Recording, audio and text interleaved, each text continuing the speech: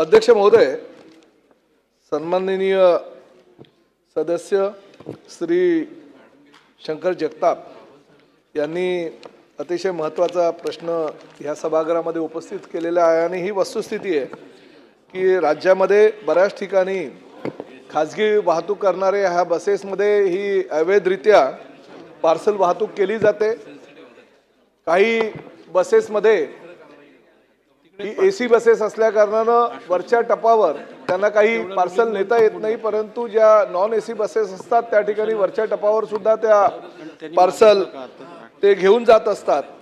आतापर्यंत आमच्या डिपार्टमेंटनं केलेल्या कारवाईमध्ये जवळजवळ 461.78 लाख दंडही वसूल केलेला आहे आणि 1848 या वाहनांवर सुद्धा कारवाई केलेली आहे। त्यामुळे त्याचबरोबर दोषी असलेल्या 5728 या वाहनांवर सुद्धा कारवाई केलेली आहे। परंतु या ठिकाणी सातत्यानं ही कारवाई केलेली असताना सुद्धा जे खाजगी बस वाहतूकदार आहेत ते अवैध ही वाहतूक करत असतात।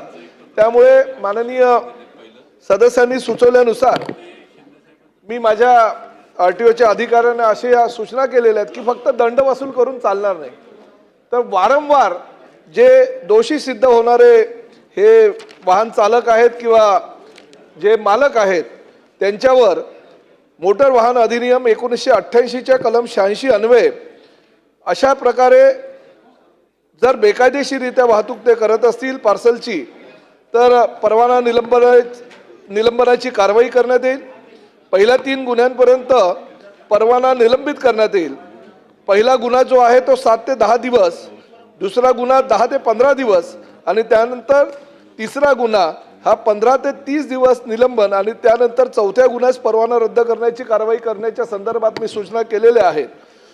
अध्यक्ष महोदय, पिंपरी चिंचवड हा परिसर जो नॅशनल हायवे परिसर म्हणून गणला जातो आणि त्या परिसरामध्ये फार मोठ्या प्रमाणामध्ये शहरीकरण झालेले असल्या कारणाने वाहतूक कोंडी होत असते, ही सुद्धा वस्तुस्थिती आहे। परंतु नॅशनल हायवे ऑथॉरिटीकडे आम्ही बसेस थांबवण्याच्या जेव्हा विनंती केली त्यावेळेस त्यांनी स्थानिक महानगरपालिकेकडे त्या अशा जागा देण्याच्या संदर्भात सूचना केल्या आणि त्यानुसार आम्ही स्थानिक महानगरपालिकांना बस पोर्ट निर्माण करण्याच्या संदर्भातलं एक पत्र आम्ही आमच्या डिपार्टमेंटच्या माध्यमातून देतोय, जेणेकरून भविष्यामध्ये त्या ठिकाणी वाहतूक कोंडी होणार नाही आणि पोलिसांच्या माध्यमातून ज्या ज्या ठिकाणी शक्य असेल त्या त्या ठिकाणी पार्किंगसाठी जर बसेसना रस्ता सोडून इतर ठिकाणी जर जागा मिळाली तर मागून येणाऱ्या ज्या गाड्या आहेत त्या पुढे जाऊ शकतील आणि बसेसना त्या ठिकाणी जागा उपलब्ध होईल। त्यामुळे भविष्यामध्ये पिंपरी चिंचवड काय किंवा राज्यातल्या इतर ठिकाणी ज्या ज्या ठिकाणी शक्य होईल त्या ठिकाणी वाहतूक कोंडी टाळण्यासाठी अशा उपाययोजना करण्यात येईल।